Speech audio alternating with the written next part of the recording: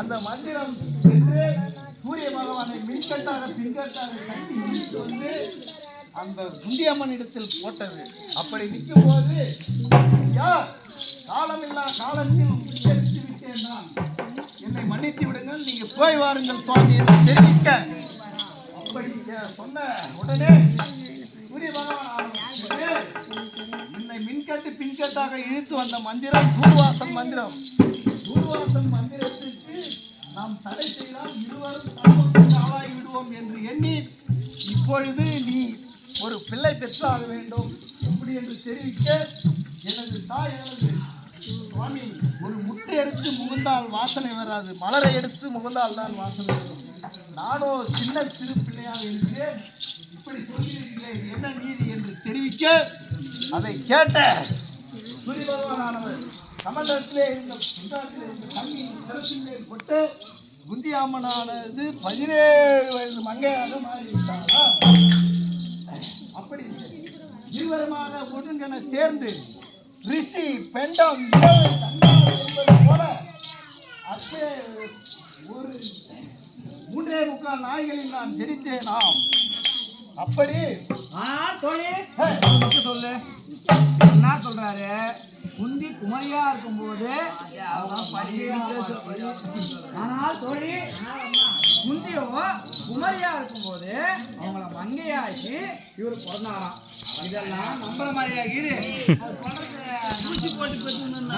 ஒரு பக்கம் தாங்கிற பாத்தியா, கொஞ்சம் கொஞ்சம் நம்பதான் இல்ல, இன்னும் தெளிவா விளக்கமா சொன்னார்னா அவங்க விளக்கமா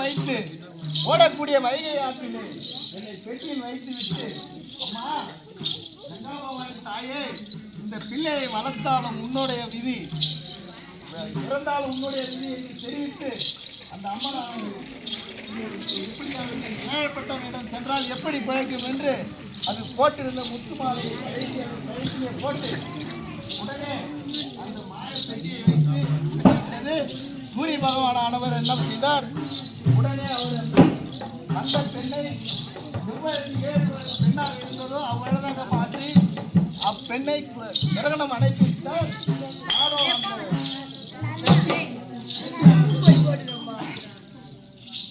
வெற்றியானது நாட்டில் பிறந்து செல்லும் போது